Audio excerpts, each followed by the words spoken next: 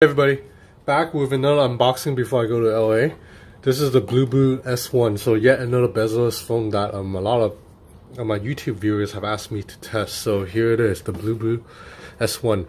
I already know this phone won't be as nice as the other phone, let's say, so right off the bat. But gonna do an unboxing anyway. I mean, the design, the box design is exactly the same as just about, oh, this is very tough to take out, every other bezel-less phone I've tried. So as mentioned in my Vivo V7 Plus video, I am flying to LA in like 2 hours, so I have to rush this video, apologies. So you have a USB-C cable, a power adapter, or outlet, okay. Do we get a case? These budget Chinese phones sometimes will give you a case. Yes, you do. Nice. Okay, it's a flimsy plastic case again. So it just goes on like that. A bunch of books. That's it. So there is no weird condom packaging like the doogee mix. So let's peel this off. So this is a smaller screen bezel-less phone. The feel is similar to the doogee mix in size. Let me grab my let me grab my Elephone S8 really quick. Okay, so this is the Elephone S8 and this is the Bluboo S1. So size difference. The Elephone S8 is taller and wider, but that's only because of display difference between the Bluboo and the Elephone. Because the Elephone has a 6-inch display. I believe this is I think it's 5.5 inch. Yeah. So you look at the bottom bezel, the Elephone bezel is a little bit slimmer. Just by a tad. So you see, you have a selfie camera on the bottom already. You have an earpiece up here. So this phone feels pretty sturdy. It's like the exact same build as like the Maze Alpha and the doogee mix and all of that, except the bezels on this are quite big. I think larger.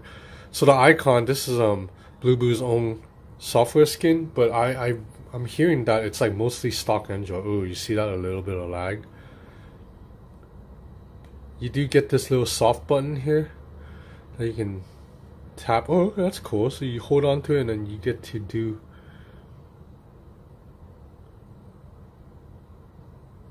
okay. So you tap the button and you bring up all these shortcuts.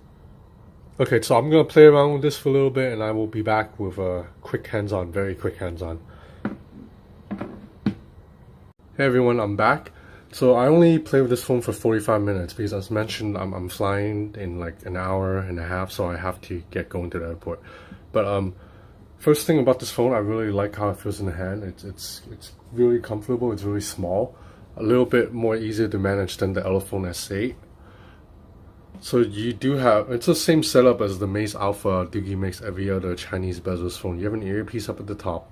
So the top bezel is actually quite noticeable. It's nowhere near as thin as if you go on Bluboo's website, what have you believe.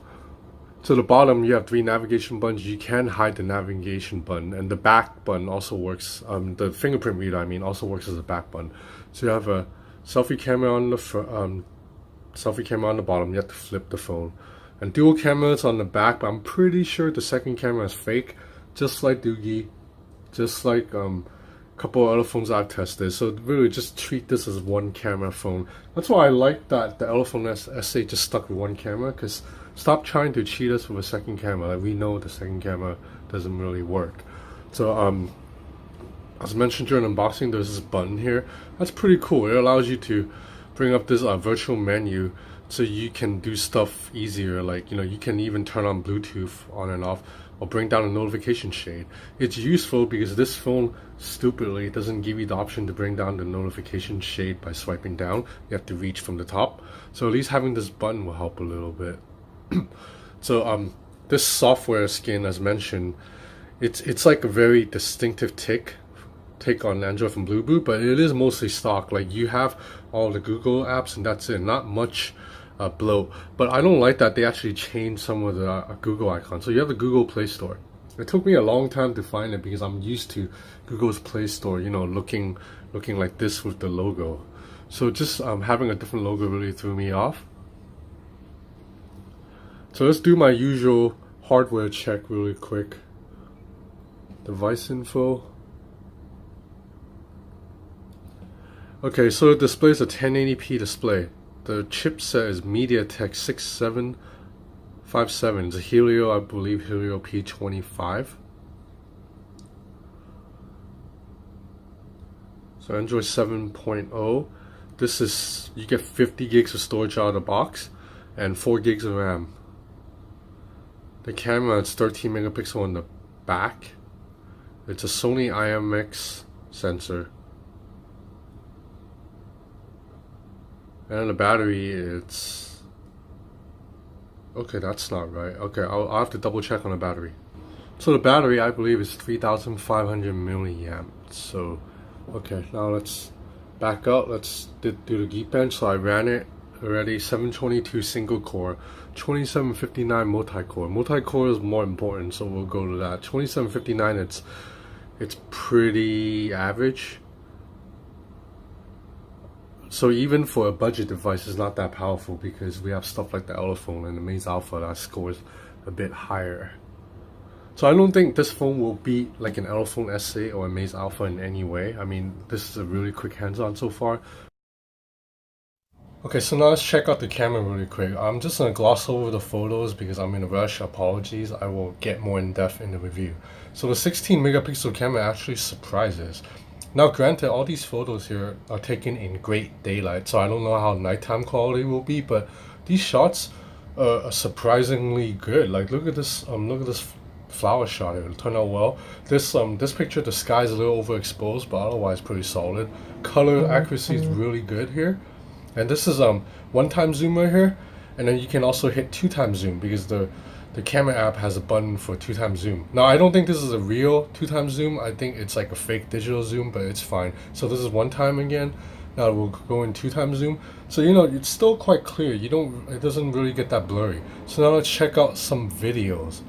The video again is surprising. It's a little bit slow to focus. So watch right here. I'm gonna get onto the flower. It takes like a second to focus, but otherwise, video is again right here quite slow to focus. But otherwise, color accuracy is good. The contrast is quite well. So I'm walking right now. The OIS is not that great, but it is what it is. It's a budget device. So I'm gonna zoom in 2x here onto this Hello Kitty right here. I think no, onto the sign right here. So right now it's like 3x zoom right here. So you see a little bit lack of clarity when you go to 3x, but at 2x is still pretty good.